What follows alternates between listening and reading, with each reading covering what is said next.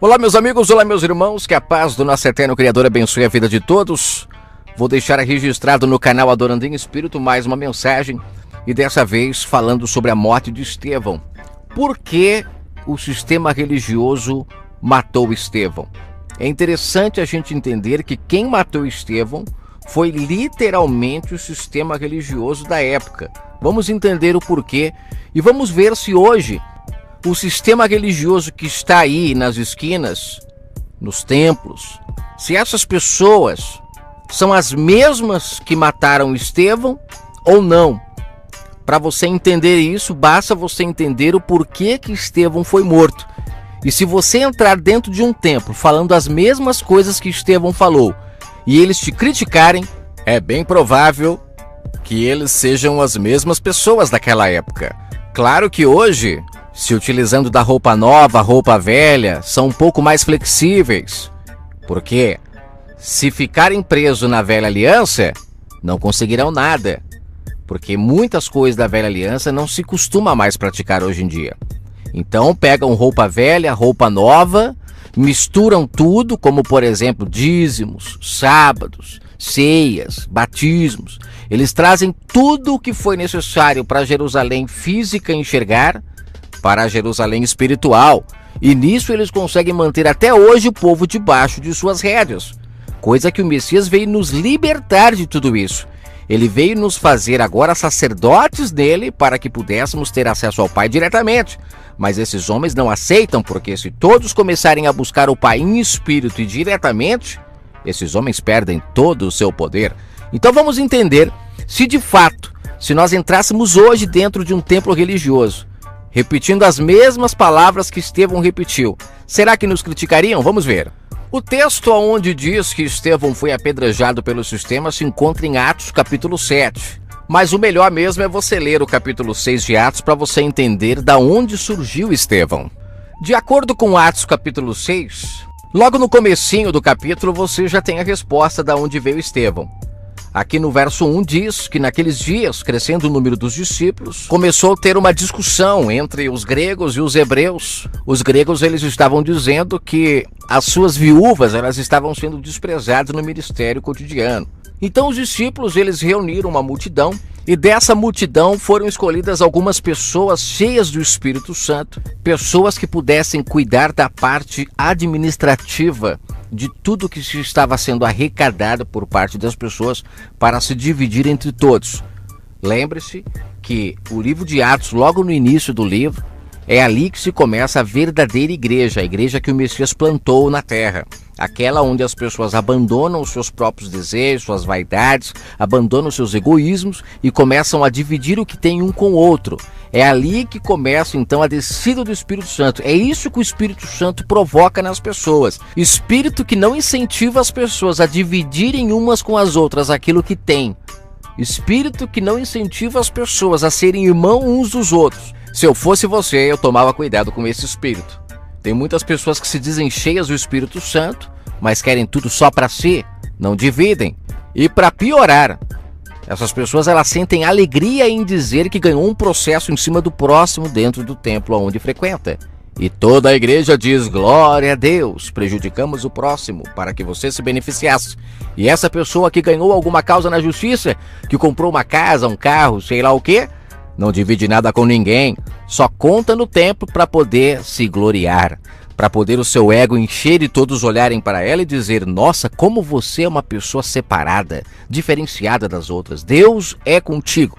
Cuidado com esse tipo de espírito, porque ele é muito diferente do espírito derramado sobre os apóstolos e também sobre os verdadeiros discípulos que começaram a surgir logo após a morte do Messias e ressurreição. São pessoas que viram cabalhotas dentro da igreja, pula para um lado, para o outro, falam línguas que ninguém entende, mas na hora do vamos ver, quando saem do templo, são egoístas, avarentas, pessoas que não pensam no próximo. Então cuidado, porque a história da primeira igreja, a igreja primitiva, que surgiu lá em Atos, ela deixa claro que o Espírito Santo, quando é derramado sobre as pessoas, elas vendem o que têm para poder ter tudo em comum umas com as outras. É claro que vivemos dias difíceis, onde as pessoas que têm essa mentalidade são muito poucas. E isso dificilmente está acontecendo ainda, mas eu creio que irá acontecer em prazo de pouco tempo. As pessoas começarão a ter esse sentimento. Mas naquela época, esse sentimento estava muito forte. O Messias havia acabado de ser morto.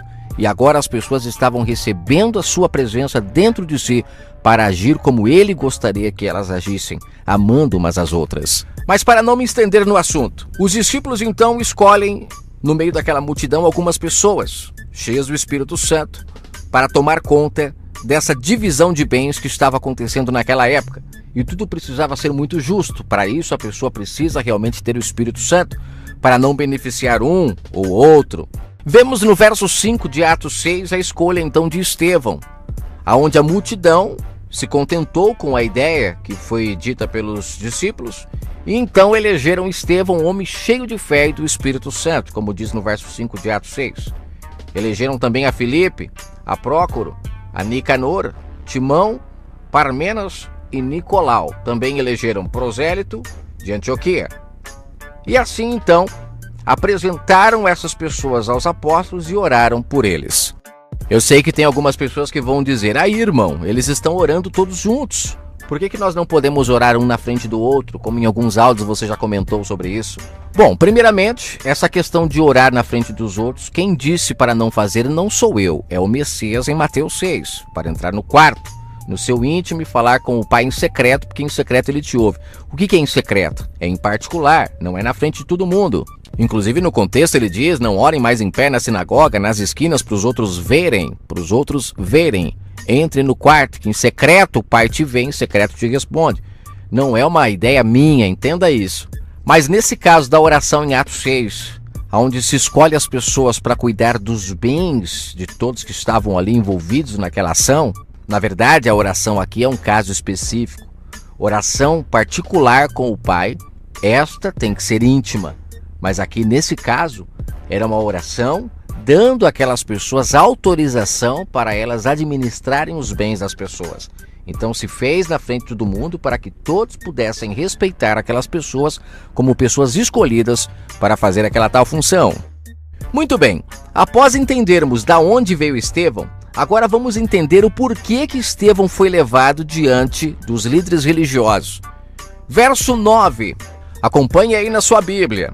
Verso 9 de Atos 6, diz assim: levantaram-se alguns que eram da sinagoga chamada dos libertinos, e dos sirineus, e também dos alexandrinos, e dos que eram da Cilícia e da Ásia, e disputavam com Estevão, ou seja, discutiam com ele. No verso 8 diz que Estevão era cheio de fé, de poder, fazia prodígios e grandes sinais entre o povo, ou seja, era um homem cheio do Espírito Santo. E esses homens estavam ali discutindo com ele. Verso 10. Mas eles não podiam resistir à sabedoria que Estevão tinha e ao Espírito que com ele falava. Então, subornaram os homens para que dissessem: ouvimos-lhe dizer palavras de blasfêmia contra Moisés e contra Deus. Ou seja, esses homens, aqui chamada da sinagoga dos libertinos, dos sirineus, dos alexandrinos, eles se levantaram contra Estevão. Vendo que não conseguia resistir à sabedoria de Estevão, porque o Espírito do Pai que falava pela boca de Estevão, então eles subornaram os homens para falar que Estevão estava blasfemando contra Moisés e contra Deus. E eles exercitaram o povo, verso 12, e também os anciãos e os escribas, investindo contra ele. E então levaram Estevão ao conselho. Você percebe que foi uma trama, né? Não resistiram ao que Estevão falava, até porque provavelmente não entendiam, porque eram carnais. Estevão já era um homem nascido do Espírito, e aí levaram Estevão diante do conselho. Agora verso 13 de Atos 6. E apresentaram então falsas testemunhas contra Estevão, que diziam: este homem não cessa de proferir palavras de blasfêmias contra este santo lugar. Quando eles dizem santo lugar, estavam se referindo ao templo, não a Jerusalém, que é a casa do Pai, mas ao templo, que foi colocado desde aquela época na mente das pessoas que o templo era o local de habitação do eterno Criador. Então as pessoas não viam mais Jerusalém como a terra do Pai, mas viam o templo. Fato que o Pai disse para Davi: eu não habitarei em templos feitos por mãos de homens, nem adianta construir, lá em 2 Samuel capítulo 7. Se construíram templo, dizendo que ele habitaria templo, era mentira daqueles homens, porque o profeta disse para Davi: Leia 2 Samuel capítulo 7. O pai nunca havia pedido para ninguém construir um templo para ele. E quem levantaria o verdadeiro templo seria o Messias, porque ele seria chamado de filho, ele teria o seu reino que fosse para sempre, assim como o reino do Messias o é para sempre. Não um reino terreno, mas um reino espiritual. Este reino é para sempre, é um reino eterno, porque o que é espírito é eterno, o que é carnal tem prazo de validade. A traça corrói, a ferrugem acaba com tudo, o ladrão rouba. Então é necessário entender que aqui já estava um grande engano na mente dessa pessoa que disse aqui que aquele local era santo, quando na verdade provavelmente era sobre isso que Estevão falava. Vamos ver o que ele continua dizendo. Verso 14. Nós ouvimos dizer, isso é as pessoas falando contra Estevão, mas é claro, como diz no verso 13, eram falsas testemunhas, estavam levantando calúnias, mentiras, para poder incriminar Estevão. Então, verso 14, porque nós lhe ouvimos dizer que esse Messias, esse ungido, aqui na Bíblia escrito Jesus, né, Nazareno, há de destruir este lugar e mudar os costumes que Moisés nos deu. Ou seja, aqui o texto diz que eles estavam amedrontados de perder toda a mordomia que eles tinham, porque se realmente os costumes daquele povo fossem mudados, eles perderiam toda a liderança sobre as pessoas. E existia um medo muito grande sobre isso. Eu tenho um áudio no canal falando, a cruz dá lucro demais para o sistema, por isso que eles focam tanto na cruz. Pesquise no canal, é um áudio interessantíssimo que vai casar com esse verso 14. Você vai entender o porquê que eles tiveram tanto medo de perder aquele poder todo. Fato que em Lucas 16 o Messias deixa claro que ele havia desapossado os mordomos porque estavam sendo infiéis ao pai. Na verdade, não é o pai que quis tirar da mão dos lavradores a vinha.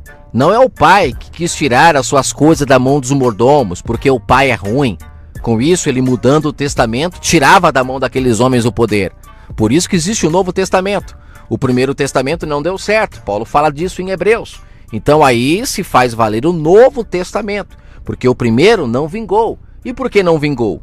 Porque o plano do pai deu errado? Ou porque o ser humano é que não foi fiel à sua voz? Se corrompeu. Plantas que o pai não plantou entrou no meio de Israel e acabou com toda a pureza que o pai havia preparado para aquele povo. Então é interessante entendermos que não é o pai que quis tirar das mãos dos lavradores a vinha. Não é ele que quis desapossar os mordomos, mas sim os mordomos que, por colocar fardos pesados sobre as pessoas, que acabaram sendo mandados embora. Administraram errado as coisas do pai. Fizeram povo de comércio. Colocavam fardos em cima das pessoas que nem eles conseguiam carregar, como o Messias denuncia em Mateus 23. Então o pai vem e tira da mão deles o poder e dá a vinha a outros, agora aos nascidos do Espírito, como deu a Estevão. E aqueles homens não entendiam o porquê Estevão estava falando contra tudo aquilo. É porque na mente de Estevão, o Novo Testamento já era muito claro. O pai já havia rasgado o Testamento Antigo na cruz, como Paulo fala em Romanos 7.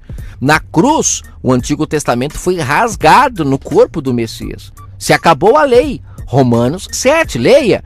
E agora o povo, que era considerada a mulher do Criador, agora poderia se casar com outro porque o marido lei havia morrido, cravado na cruz, rasgado o Antigo Testamento.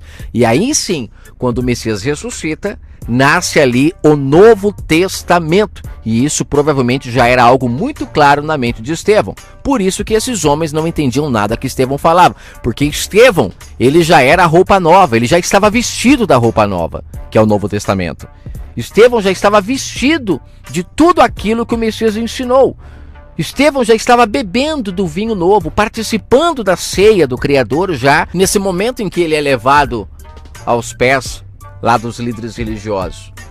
Ele já não estava mais com odre velho, coisa que aqueles homens estavam, por isso não entendiam. Na verdade, Estevão não estava ali tirando o mérito de Moisés, tirando o mérito da velha aliança, mas ele estava deixando claro que aquilo havia ficado velho. E o que está velho está para se acabar, como disse Paulo em Hebreus 7, Hebreus 8, Hebreus 9. Aquilo que é velho está para se acabar. Mas aqueles homens não entendiam isso. Por quê? Porque ganhavam fortunas em cima do povo com seus fardos pesados sobre eles. Depois disso, segue-se o verso 15, que é muito dito no sistema religioso, onde fala que viram o rosto de Estevão como um rosto de anjo, mas é interessante entender que o rosto de anjo dele é porque ele havia compreendido toda a nova aliança, coisa que aqueles homens não entendiam. Por isso que o seu rosto brilhava como de anjo. Então disse o sumo sacerdote, capítulo 7, porventura o que estamos ouvindo de você é verdade? Verso 2, então começa o pronunciamento de Estevão. Então disse Estevão, homens, irmãos e pais, o Deus da glória, ele apareceu ao nosso pai Abraão estando na Mesopotâmia antes de habitar em Harã. Perceba que Estevão ele volta toda a história para poder chegar aonde ele queria. Por que Estevão faz isso? Pare e pense. Olha que interessante, ele é acusado por estar falando contra Moisés e também contra o templo. E quando Estevão vai se justificar, ele volta a história desde o chamado de Abraão. No chamado de Abraão, o pai começa ali o Antigo Testamento. Olha onde Estevão vai. Estevão vai na casca da ferida, ele vai lá no comecinho para mostrar para aquele povo que o testamento que o pai fez com eles, o chamado que o pai fez para eles, infelizmente havia chegado ao fim. E ele vai começar a contar a história a partir de agora. Se concentre na história. Verso 2 de Atos 7. Homens, irmãos e pais, ouve agora o que eu vou dizer para vocês. O Deus da glória, ele apareceu ao nosso pai Abraão, estando ainda Abraão na Mesopotâmia, antes de Abraão ir para Harã. Ele disse para Abraão, sai da tua terra e do meio da sua parentela, porque eu vou te levar a uma terra diferenciada, uma terra que eu vou te mostrar, você ainda não a conhece. Sabemos que a história conta que a família de Abraão e todo o lugar onde ele vivia era toda idólatra. Pesquise na história para você entender. Desde a Síria, desde lá, porque essa região aí era toda idólatra. A Babilônia ela inicia-se muito antes do reinado da Babilônia. Abraão, então, ouvindo a voz do pai, ele sai do meio da parentela dele para agora buscar o pai de forma espiritual. Porque sabemos que ele abandonou toda a prática terrena, física, para buscar o pai que é espírito. E ele foi fiel à sua palavra. Por isso que Abraão ele é dito como o pai da fé. Buscou o pai pela fé, pela certeza daquilo que não se vê. Verso 4. Então saiu da terra dos caldeus e habitou em Harã, e dali, depois que seu pai faleceu, o pai o trouxe para esta terra em que habitais agora. Não lhe deu, nessa terra, nenhuma herança, nem ainda o espaço de um pé ele teve nessa terra. Mas o pai prometeu para ele que daria posse dela, depois dele, a sua descendência. E olha que Abraão nem filho ainda tinha quando foi prometido isso a ele. Verso 6. Falou então, pois, Deus assim: a sua descendência, ela será peregrina em terra alheia, e sujeitariam ela à escravidão, e a maltratariam por 400 anos. Você se lembra que o povo de Israel foi realmente escravo por 400 anos em terra estranha, no Egito, terra religiosa, terra idólatra. O povo do nosso eterno Criador, que foi separado através de Abraão, que o pai deu para ele essa incumbência de separar um povo. E sabemos de toda a história. Abraão demorou para gerar um filho. Gerou filhos primeiro com a escrava, depois gerou o filho da promessa, aonde se representa os filhos nascidos do Espírito, filho da promessa. Por isso que Sara era estéril. Já falei sobre isso em outros áudios. Sara era estéril justamente porque nasce da vontade do pai, não da vontade do homem. É igual a Nova Jerusalém, só nasce filho espiritual pela vontade do pai, não da vontade do homem. Não é pela lei, não é pela obrigatoriedade, não é por ordenança, não. O filho espiritual nasce da vontade do pai. E quando nasce, ele vence a lei, porque ele está acima da lei, assim como o Messias. Por isso ele vencia a lei, porque o espírito do pai que nele estava era maior do que a lei. Aí sabemos que de Abraão veio Isaac, depois veio a Jacó, depois as 12 tribos, E aí por diante você conhece a história. Vamos continuar lendo, que provavelmente Estevão vai falar sobre isso também. Ele diz que o pai julgaria a nação que escravizou o seu povo. E depois disso, esse povo sairia daquele lugar onde eles haviam sido escravos, que era o Egito. E deu-lhe a aliança da circuncisão. E assim Abraão gerou a Isaque. E circuncidou Isaque ao 8º dia. E depois Isaque gerou a Jacó e Jacó os 12 patriarcas. Mas o interessante aqui é que Estevão não comentou da escrava. Ele comentou diretamente de Isaque, que é o filho da promessa. Só que o detalhe é que os machos eles eram circuncidados ao 8º dia. Essa foi uma ordem que o pai deu desde Abraão. E esse povo seguia à risca. Sem entender que o 8º dia ele representa a circuncisão do espírito. O 8º dia físico, a circuncisão na carne. Agora, o 8º dia espiritual é a circuncisão do espírito. É onde você é circuncidado no seu espírito. Como Paulo descreve em Romanos 2. Lá Paulo fala que o verdadeiro circunciso é aquele que é circuncidado no espírito, no entendimento, e não na carne. Mas o 8º dia lá, físico, ele existia. Dava o 8º dia, as mães levavam lá o filho macho para ser circuncidado, assim começou com Isaque.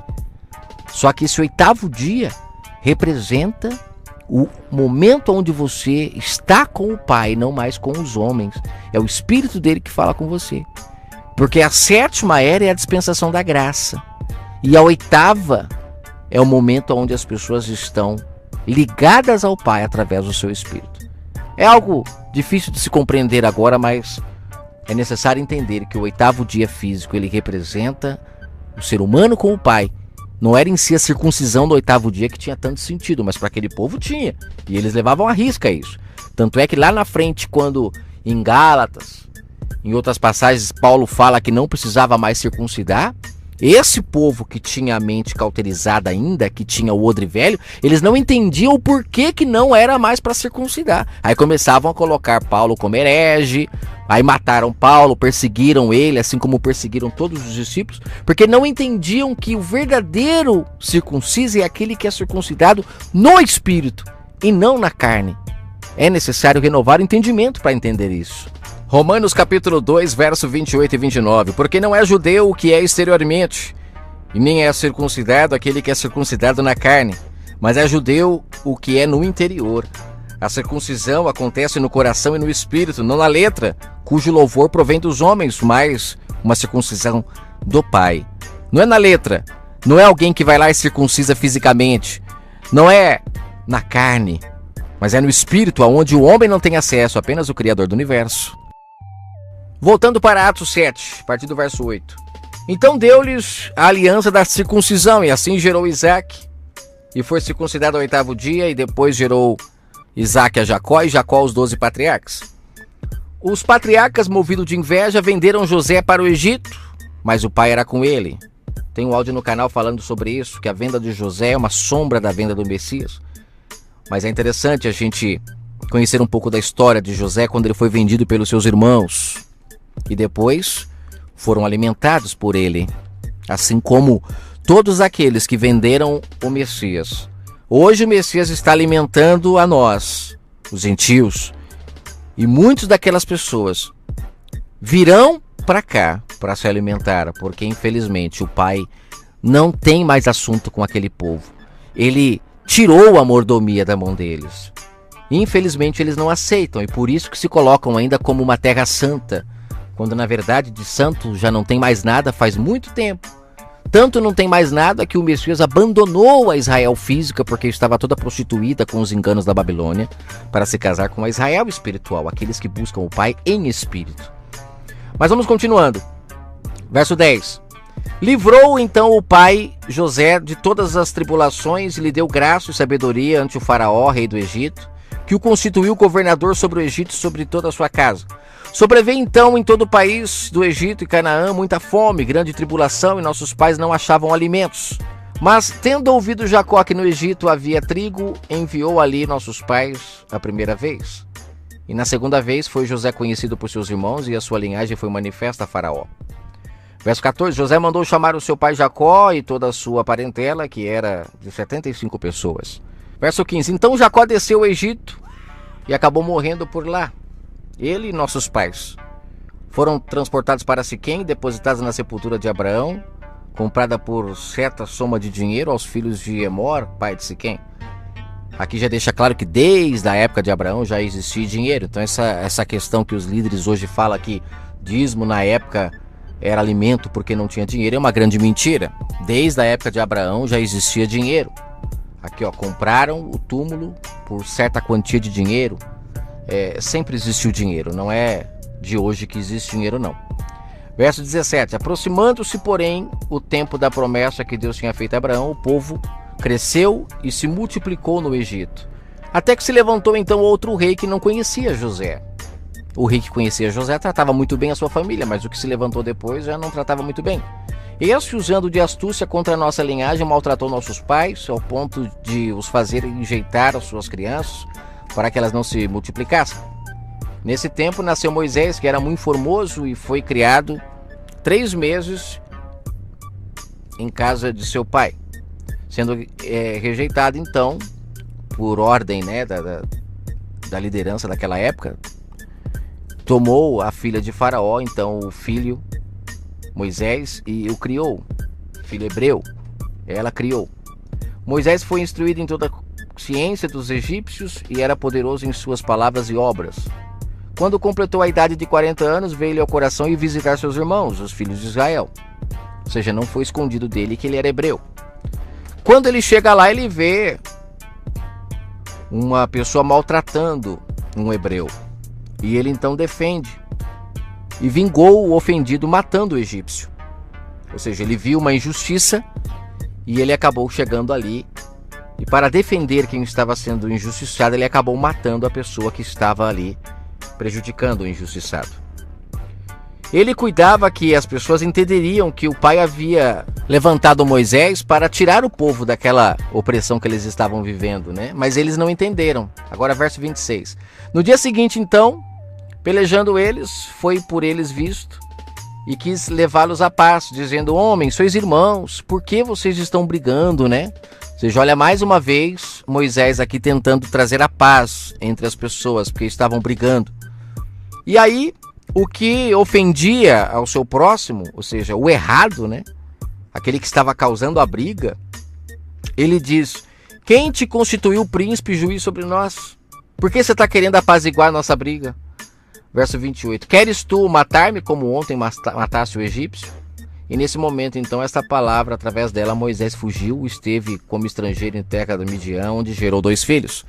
Ou seja, Moisés ele fugiu para não ser de repente preso pelo que ele tinha feito, ficou se sentindo culpado e ele então foge. Ele quis defender o rapaz, mas foi interpretado mal. Completados 40 anos, apareceu-lhe o anjo no deserto. E então no Monte Sinai, numa chama de fogo, em meio a uma sarça, Moisés, quando o viu, se maravilhou da visão e, aproximando-se para observar, foi-lhe dirigida a voz do Senhor, dizendo: eu sou o Deus de seus pais, o Deus de Abraão, o Deus de Isaac, o Deus de Jacó. E Moisés, todo trêmulo, não ousava falar. Disse-lhe então o pai: tira as alparcas de seus pés, porque o lugar que você está pisando é terra santa. Olha o que era santa, era a terra, era o local, não era um templo. Tendo então visto atentamente a aflição do meu povo, que está no Egito, e ouvi os seus gemidos, desci para livrá-los. Agora, pois, vem e enviar-te-ei ao Egito. E esse Moisés, a qual haviam negado, dizendo: quem te constituiu príncipe sobre nós, ou juiz? A este o pai enviou como príncipe libertador pela mão do anjo que lhe aparecera na sarça. Foi este que os conduziu para fora, fazendo prodígios, sinais na terra do Egito, e no Mar Vermelho, e no deserto por 40 anos. Ou seja, o pai usou aquele homem que foi interpretado mal, porque estava tentando apaziguar uma briga. O pai então usou aquele homem, o desejo dele de apaziguar, de querer o bem, foi o que moveu o coração do pai para querer usá-lo para tirar o povo de lá. Então é ele que conduziu o povo para fora do Egito. Verso 37. Esse Moisés que tirou o povo do Egito, continua aqui Estevão dizendo, ele disse aos filhos de Israel que o Deus que eles criam, ele levantaria no meio daquele povo um profeta assim como ele. E era para eles ouvirem. Profeta que o Pai levantaria. Aí Estevão fala no verso 38. Esse profeta, ele estava com eles na congregação no deserto, com um anjo que lhe falava no Monte Sinai, com os nossos pais, o qual recebeu a palavra de vida para lhes dar.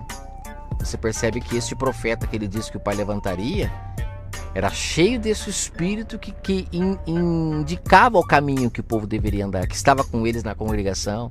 Moisés conseguia perceber a presença do justo ali no meio, dando toda a ordem para o que eles tinham que fazer, mas aquele povo não enxergava isso. Então, aqui diz no verso 39, nossos pais, eles não quiseram obedecer ao que Moisés ensinava. Antes, rejeitavam em seu coração o que Moisés falava e tornavam-se ao Egito. O que é tornar ao Egito? Fala que eles voltaram para lá, para o Egito? Não, mas a sua mente voltou. Voltaram a praticar o que eles praticavam lá. E olha o que eles praticavam lá. Então disseram a Arã, fazem-nos deuses que vão diante de nós. Ora, uma prática costumeira já deles. Era uma prática que o pai tirou Abraão do meio da parentela para criar um povo que não tinha deuses diante do pai. Mas depois foram levados para o Egito e lá aprenderam a adorar deuses. E aí então, quando Moisés vai receber as tábuas das leis, aqueles homens pedem para Arão fazer deuses para ir diante deles, porque o Moisés, que tirou eles da terra do Egito, não sabemos o que tinha acontecido com ele, ou seja, ele ficou um tempo ausente. E aí esse povo então voltou para o Egito. Não voltou literalmente, mas voltou a praticar o que no Egito eles praticavam. Naqueles dias fizeram então um bezerro, ofereceram sacrifícios ao ídolo e se alegraram nas obras de suas mãos. Engraçado que eles falam o ídolo aqui, não fala qual ídolo é, né? Mas fala que levantou um bezerro. As pessoas pensam que o ídolo é o bezerro, quando na verdade existia um ídolo que predominava a Babilônia. E aqui então eles voltam a adorar esse ídolo, obras de suas mãos. Deus se afastou então e abandonou o povo para que eles servissem aos exércitos do céu, como está escrito no livro dos profetas. Porventura, ó Israel, fostes a mim que vocês ofereceram sacrifício no deserto durante 40 anos. Você percebe que então Israel, todo aquele sacrifício que teve no deserto, nunca foi ao Criador dos céus e da terra, e sim às práticas que eles acostumaram a fazer na Babilônia. Não sou eu que estou dizendo, Estevão que está dizendo. Entenda que é Estevão que está deixando isso muito claro. O pai tolerava aquelas práticas. O pai tolerava. Paulo chega a chamar do tempo da ignorância essa questão do pai tolerar as práticas deles, porque o pai tinha uma promessa que ele fez a Abraão e ele precisava cumprir, que era gerar os nascidos do Espírito, e precisava então de todo um processo até chegar esse momento. Por isso que era filho da estéreo, né? Jerusalém Celestial, ela é estéreo, só gera filho pela vontade do pai. Por isso que Paulo chega a falar, né? Não chores, ó estéreo, né? Você dará a luz, lá no livro de Gálatas ele fala. E no livro de Gênesis fala que os descendentes da mulher pisaria a cabeça da serpente, mas seriam gerados com dores de parto. Quando fala lá que a mulher teria dores de parto, a Eva, né, ele estava se referindo à dor de parto da Nova Jerusalém. Apesar de que a dor de parto terrena, ela é muito igual à dor que a Nova Jerusalém sente. É uma sombra. A mulher sente dor de parto porque é uma sombra da dor de parto que a Nova Jerusalém sente para gerar um filho do Espírito. Então fala que o pai se afastou deles, então não foi ao pai que eles sacrificaram, como diz no verso 42. Antes eles sacrificavam a Moloque, a estrela do deus Renfã, figuras que fizesse para adorar, transportavam-os para a linda Babilônia. Estava entre nossos pais no deserto o tabernáculo de testemunho, como ordenar aquele que disse a Moisés que fizesse segundo o modelo que ele havia visto. Ou seja, existia o tabernáculo do pai também, embora o povo estava voltado para o tabernáculo de Moloque. Verso 45. O qual nossos pais, recebendo-o também, o levaram com Josué quando entraram na posse das nações que Deus lançou para fora da presença dos nossos pais, até os dias de Davi. Ou seja, quando eles entraram na terra prometida, eles levaram, né, esse tabernáculo junto com eles, onde havia a arca da aliança e tudo mais.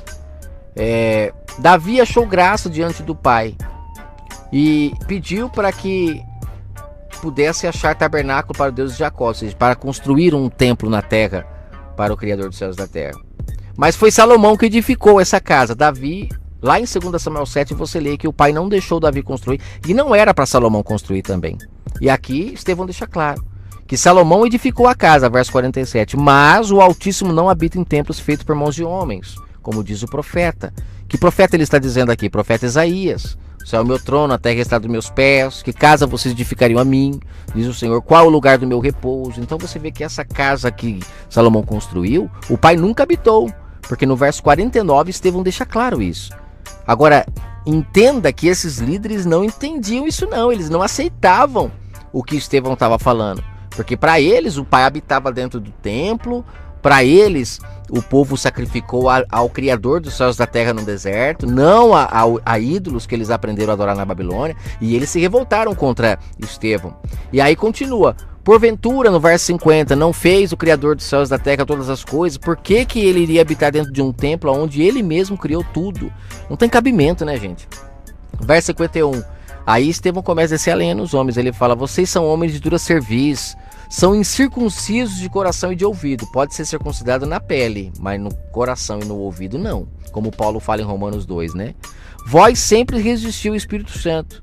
Assim vós sois como vossos pais. Ó, não davam ouvido ao Espírito Santo. Lembra que lá atrás fala que eles não ouviam o que Moisés falava através do Espírito do Pai? Eles não ouviam. Então fala aqui, ó, que Estevão estava falando para aqueles homens que eles eram iguais àquelas pessoas. Aí fala verso 52, a qual dos profetas não perseguiram vossos pais? Ou seja, os vossos pais eles mataram os profetas. Ó, mataram todos os que anunciaram a vida do justo, a qual vós agora fostes traidores e homicidas. Vós que recebeis a lei por ordenança dos anjos e não guardaram a lei. Olha que interessante, olha quanto segredo que Estevão revelou. Vocês receberam a lei pela mão do Pai.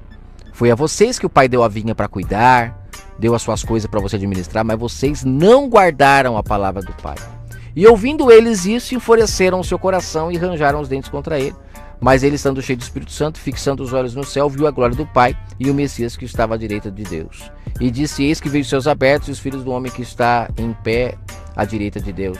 E eles então gritaram com grande voz, taparam seus ouvidos e arremetaram unânimes contra ele, ou seja, mandaram pedrada em Estevão aqui no verso 57.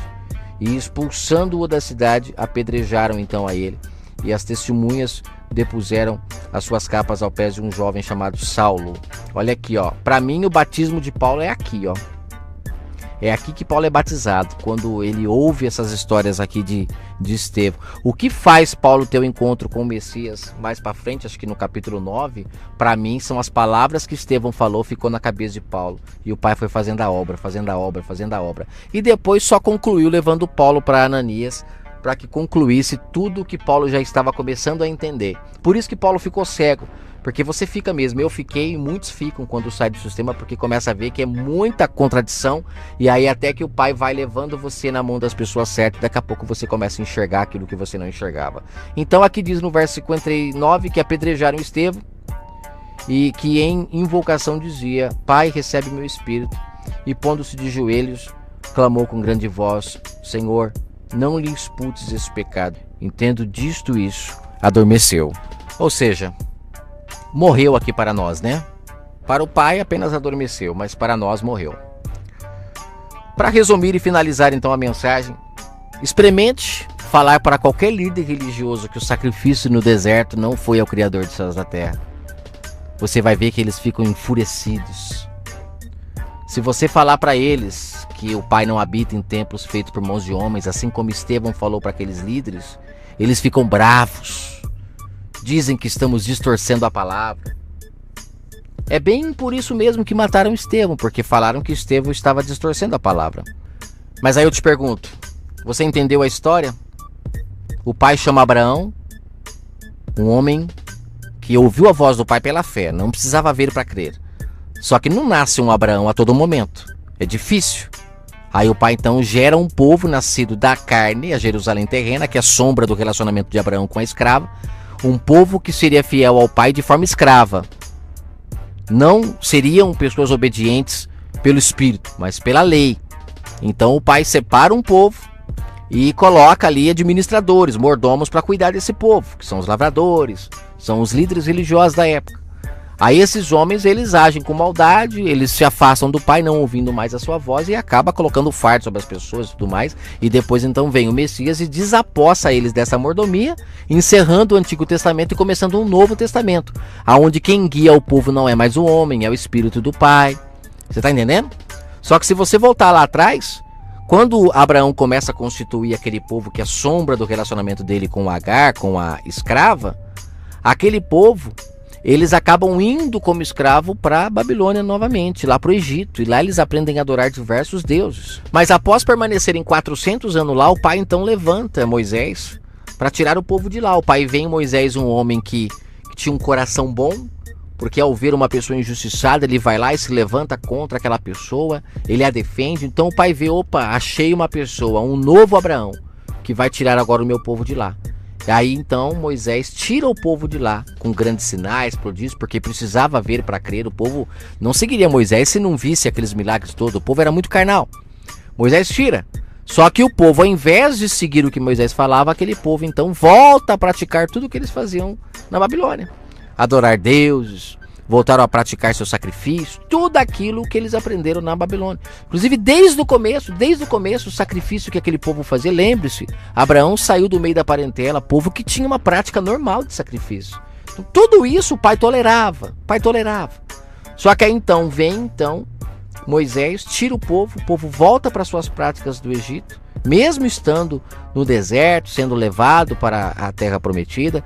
Até por isso que demora muito para eles chegarem na terra prometida, que é uma sombra também, né? É muito difícil as pessoas encontrarem a terra prometida espiritual, porque ela é muito difícil de ser encontrada. Existe uma dificuldade de você conseguir enxergá-la, porque ela é espiritual e as pessoas são carnais. Por isso que demorou tanto para eles chegarem também de forma física, porque espiritualmente também não é fácil você chegar nessa terra prometida. Para você chegar lá, você precisa parar de praticar tudo aquilo que a Babilônia te ensinou. É uma sombra muito perfeita. Mas eles entram na terra prometida, e depois de entrar na terra prometida, aí Davi quer construir um templo para o pai não aceita, aí vem a Salomão e constrói, contra a ordem do pai que ele falou através do profeta 2 Samuel. Aí os líderes sempre pegam que falam em 2 Crônicas, que Davi não construiu porque estava com a mão suja de sangue, mas Salomão foi quem o pai autorizou. Só que eles se esquecem das palavras do profeta que diz que quem construiria o templo seria chamado de filho. E Paulo fala que só o Messias foi chamado de filho, mas nenhum outro. Lá fala que ele governaria com braço de ferro, o seu reino seria eterno. O templo do pai carregaria o seu nome, e o de Salomão carregou o nome de Salomão. Então você vê que tem muita coisa errada. Mas aquele povo sempre acreditou nisso, e eles usavam o templo para escravizar as pessoas. Era o templo que eles usavam para escravizar, para vender os seus sacrifícios, seus animais, todas as práticas que o pai tolerou. Tanto é que eles fizeram a mesma coisa com o Messias. O Messias foi entregue como cordeiro não porque o pai quis, nossa, eu quero que o meu filho seja morto, como está escrito lá em João 3, que a gente muitas das vezes deturpa, quando fala que Deus amou o mundo de tal maneira que deu o seu filho para morrer. Na verdade, ele deu o seu filho, se você enxergar pelo outro lado, ele deu porque se ele não desse, a humanidade estava perdida. Aí vem esses homens e matam ele, assim como eles matavam os animais de forma inocente. Eles também mataram o verbo da vida, só que com uma diferença. O Messias, o templo aceito pelo Pai, quando eles mataram, eles foram desapossados de suas mordomias, o pai tirou a vinha da mão deles. O que eles mais acostumavam fazer, que era matar o inocente, quando mataram o Messias, perderam tudo o que eles tinham com o pai. E o pai então rasga no corpo do seu filho o mandamento antigo, que era a velha aliança, e constrói então através do seu filho agora o verdadeiro templo, que é o templo espiritual, que não está mais na terra, mas no céu, local onde o Messias agora com o seu sangue aspergiu no templo verdadeiro, e não sangue de bodes, o sangue de ovelhas que eram aspergidas no templo físico, o sangue de cordeiros, na verdade.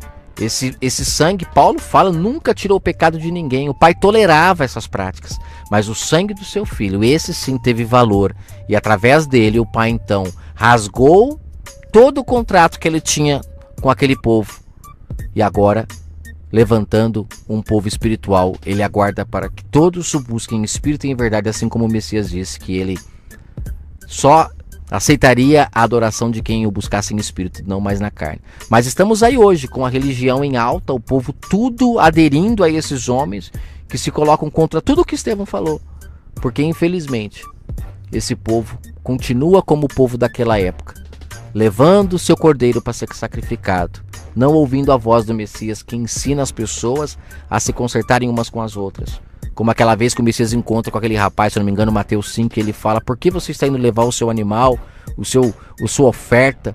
Porque a oferta, muitos sistemas religiosos, em muitas igrejas, eles falam que ali a oferta era dinheiro, e não era o cordeiro que eles levavam.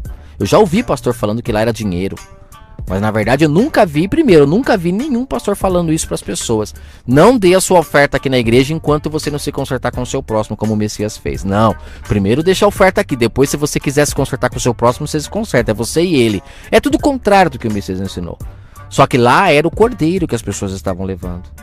E assim como eles levavam aquele cordeiro lá para ser morto, a coisa acontece igualzinha hoje. As pessoas vão para esses templos para colocar sobre o Messias os seus pecados, pedir perdão para ele, coisa que ele mesmo ensinou, que o nosso pecado só é perdoado quando perdoamos uns aos outros. Foi o que ele ensinou pro rapaz. Vai e se conserte com o teu próximo, depois vem e traga a oferta, porque era uma época onde aquilo era normal, precisava cumprir aquilo, fazia parte da velha aliança, tinha que se fazer. Mas quando é rasgado a velha aliança, o Antigo Testamento é rasgado, agora o povo não precisa mais praticar isso, apenas se consertar um com o outro. Mas o sistema até hoje, como perderam o privilégio de matar animal e ganhar dinheiro em cima do povo, agora ganham dinheiro em cima do Messias. O povo vai para o templo para pedir perdão, passa lá horas e horas pedindo perdão para ele, negando a ele que disse: se quiseres entrar no reino, perdoe o teu irmão assim como eu perdoei vocês. Se vocês não se perdoarem uns aos outros, toda a dívida de vocês volta. E a dívida, ela só acumula, como eu gravei um áudio no canal, como que funciona o perdão do Pai. O perdão dele está inteiramente ligado ao nosso perdão para com o próximo. Se perdoarmos o próximo, somos perdoados pelo Pai. Se não perdoarmos o próximo, não somos perdoados pelo Pai. Então imagina a quantidade de pessoas que estão hoje, agora, dentro de um tempo, pedindo perdão para o Messias e não para o próximo. Quanto de pecado essa pessoa tem acumulado sobre si? Mas é nisso que o sistema ganha. Quanto mais as pessoas não se perdoam umas com as outras, mais aumentam as leis, mais o sistema lucra, a Babilônia fatura, e o sistema religioso lucra com o cordeiro até hoje, porque perderam a oportunidade de matar os seus cordeirinhos. Que dava dó, né, gente? Ainda bem que pelo menos acabou com essa prática, mas infelizmente as pessoas ainda continuam no engano. Espero poder ter aberto a sua mente através dessa mensagem e que nós possamos ser o Estevão de hoje. Pessoa que não aceita o engano da religião, mesmo que tenhamos que morrer por isso. Tá bom? Que o Pai abençoe a sua vida.